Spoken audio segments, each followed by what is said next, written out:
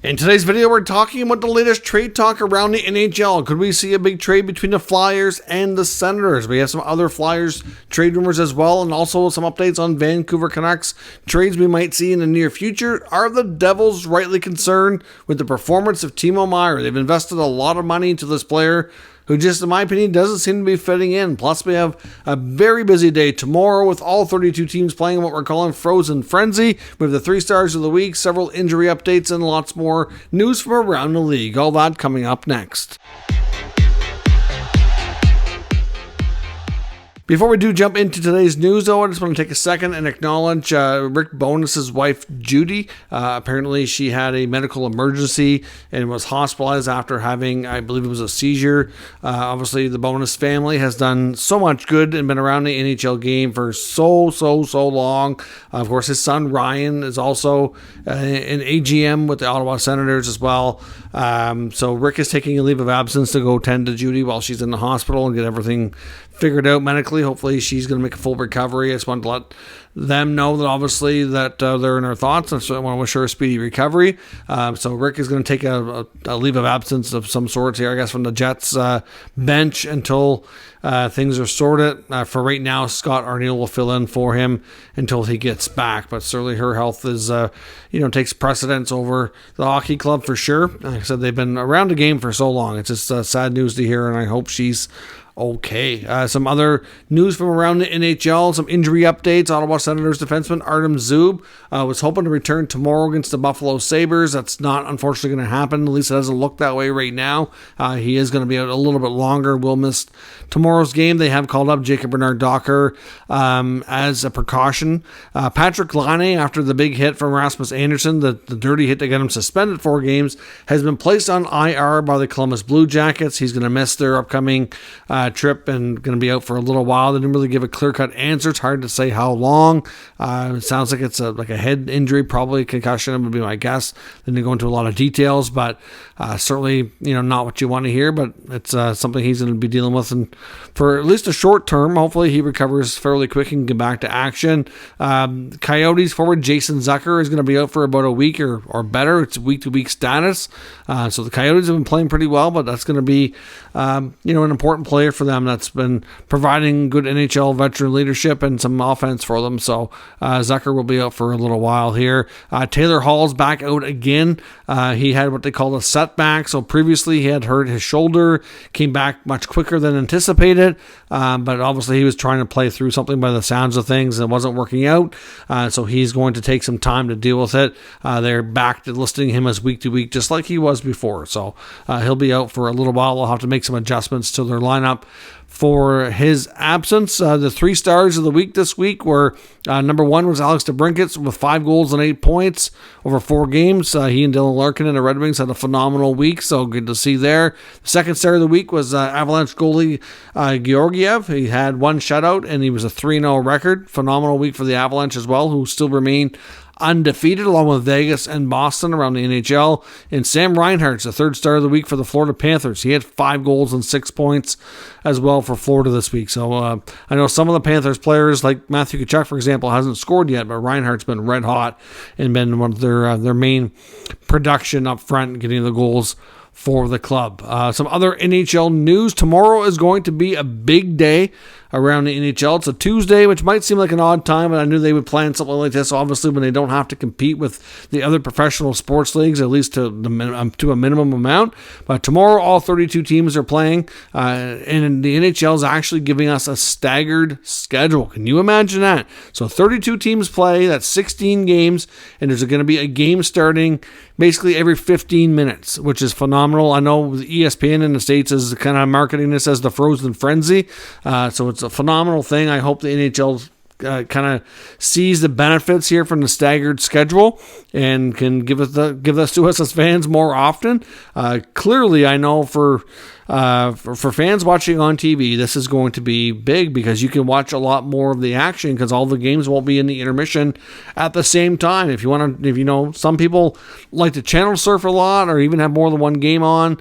Some people will watch one game but then jump to others during the intermission. No matter what your preference or how you're, like to view the action, you'll be able to view a lot more of it because there'll be more games playing at one time than there will be games all taking breaks and be in intermission at the same time. So that's phenomenal to see. I hope the marketing is better behind it. I mean, to be honest, though, I'm surprised I haven't seen more marketing really playing this up as a big thing. So hopefully it works out and they continue along with it. The NHL today also released to the public what they're calling NHL Edge, which is a part of their website at NHL.com, which is their advanced stats section. So a lot of the data tracking that they've been doing for the past couple of years has not been something that's been shared with media or fans. It's just been something that the league and NHL teams have had access to, but obviously there's data tracking devices within the player jerseys and pucks and everything. They have all kinds of cool, intriguing analytics that they've been keeping, and now, not all of it, but a good chunk of it has been made available to the public through the NHL Edge website. So if you haven't had a chance to check it out, go ahead and do so. There's all kinds of cool things in there. I only had a chance to look at it very, very briefly today. I will, when I have some more time tonight or tomorrow, look through it a little bit more thoroughly to kind of go through some of those stats, but it did look like it was a really kind of neat thing to watch. You can see a lot about how fast players are skating, how fast, harder shots. There's all kinds of neat stuff in there that it's just kind of fun to look at. I mean, especially if you're into betting too. It might be the more data you have at your fingertips, the better too. So it's just a cool thing, and I hope they expand upon it over time.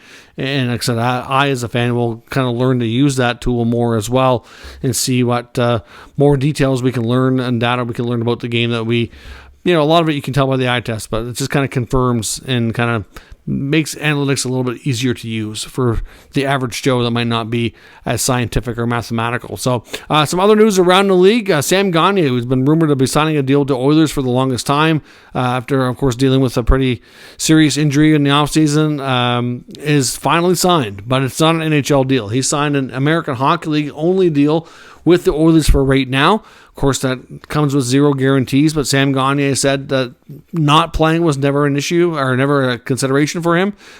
He's willing to do what he's got to do. He just wants to play. He said he hasn't felt this good in a long time, so that's promising and encouraging.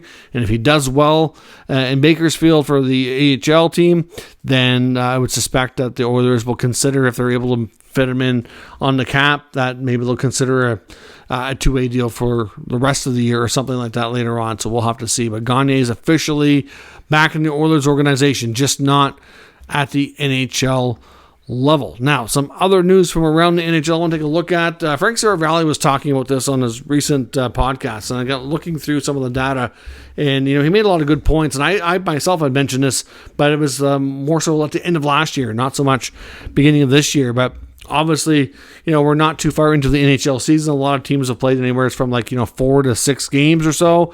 And the Devils being one of the teams that's done relatively well.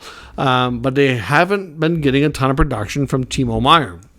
Now, when Timo Meier was first acquired by the Devils from the Sharks, it looked like a phenomenal addition. Timo Meier had a great career in San Jose, but you got to remember, every team is a little bit different fit, different systems, different style, different teammates. There's lots that can change.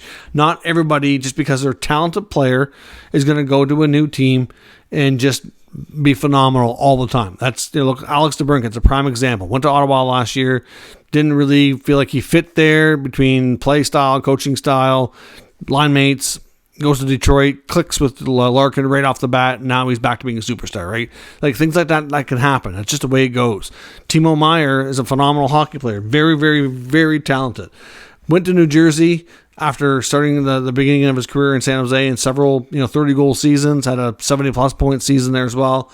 And the regular season didn't really click. There wasn't a whole lot of production going on. Going into the playoffs, I was like, this might not turn out to be as great a deal, and I do wonder what this means for his long-term future. They paid a pretty price to get him, though, so you suspect that they definitely did that with every intention of signing him.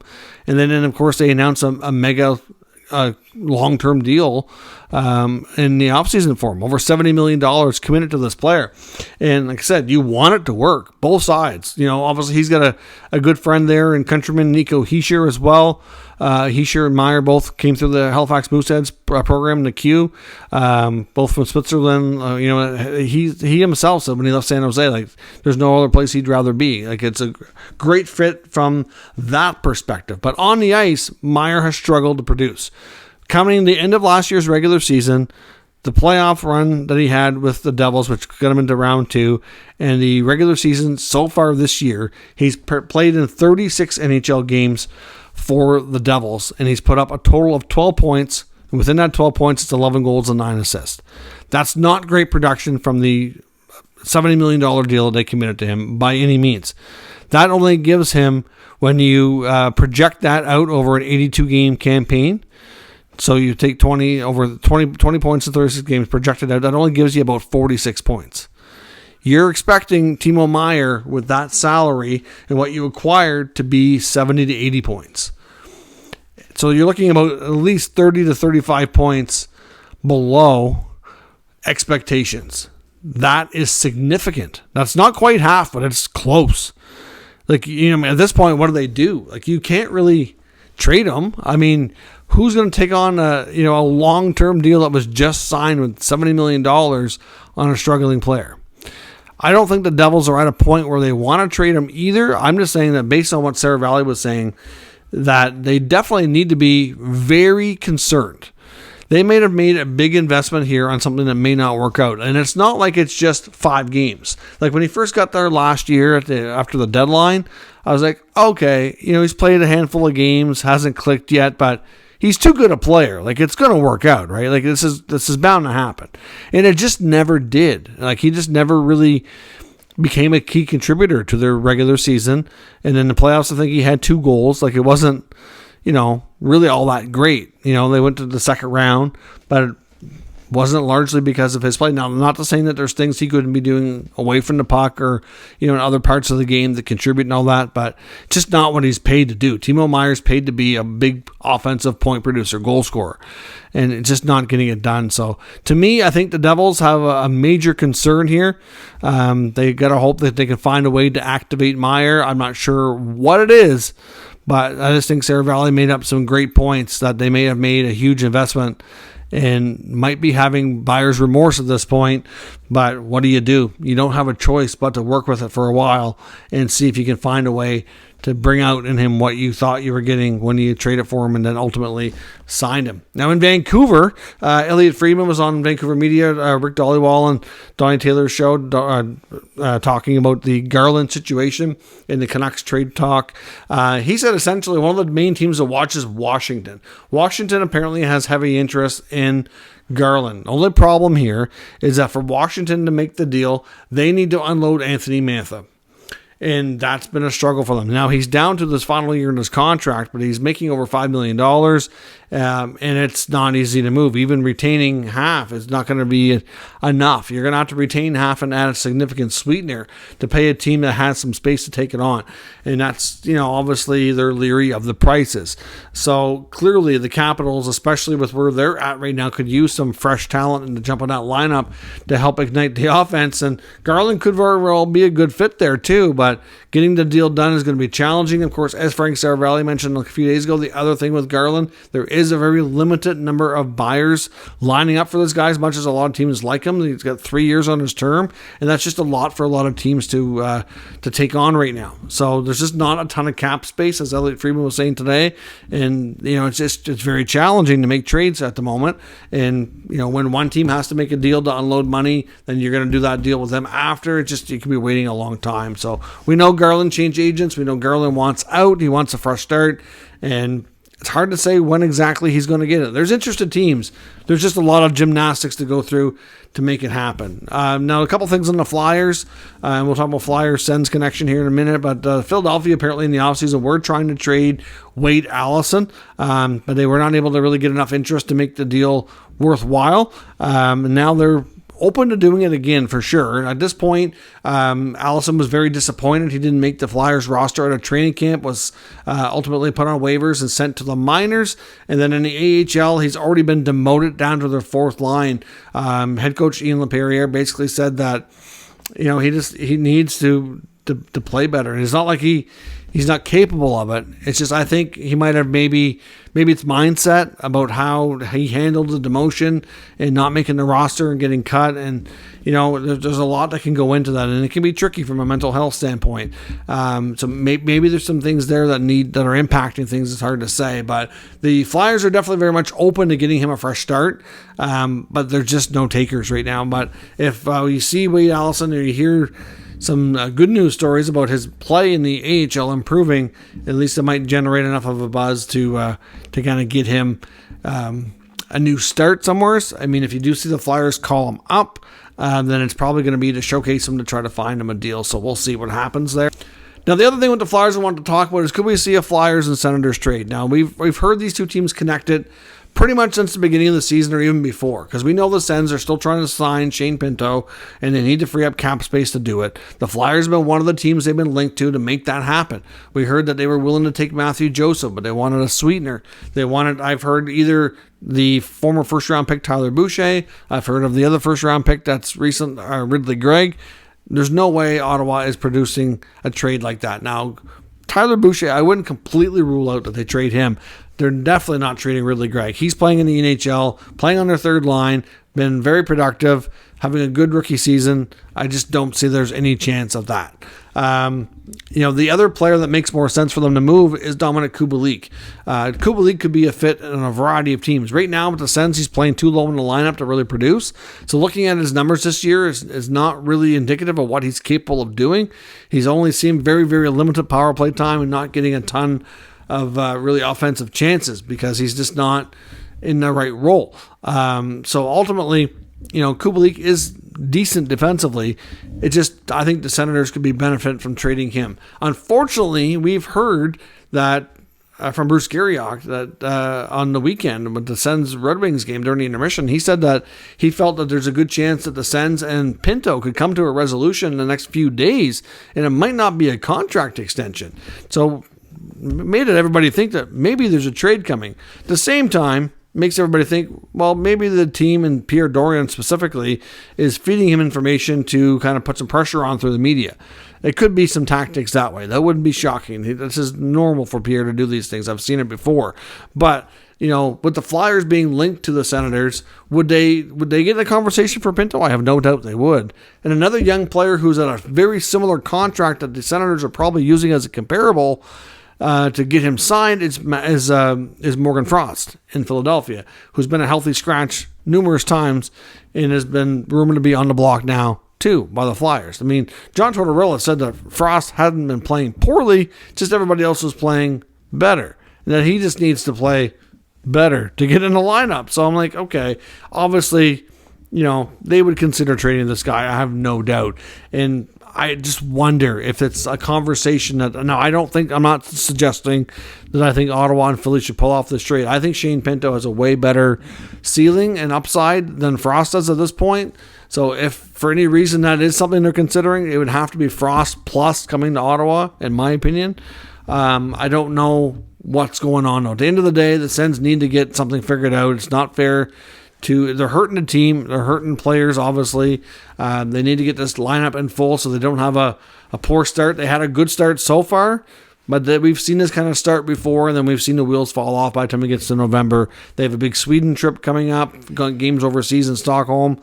They need to get this figured out. There's been so many links to the Flyers regarding numerous pieces on their team to get this kind of situation resolved that I do wonder there have to be conversations around a Frost for Pinto swap. Considering that what we've been seeing in the media and what we've been told, you'd have to think it's at least something that's being considered, and maybe a multiplayer deal to get everything lined up so that the players can, make it work cap-wise. At the same time, the Senators also had interest in Scott Lawton. So, Lawton's a little bit older, veteran player, was coached by DJ Smith before. I honestly don't think the Sens should trade Pinto at all. But These are just things that I think are reasonable to expect that they're having conversations about based on all the rumors that are out there regarding these two teams. So does this kind of trade make sense to you? Do you think it's something the Flyers and Sens should actually do? Or does it make more sense for the Sens? I think it makes more perfect sense. Trade Kubalik. He's the ideal candidate. Give that money to Pinto. Call it a day and move on. But that's just my opinion. Let me know your thoughts on all of today's news and rumors down in the comments. We'll discuss further. If you're new to the channel, make sure you subscribe and stick around. We'll keep you up to date with the latest news, rumors, and analysis of all 32 NHL teams. Thanks for watching, and I'll catch you next time.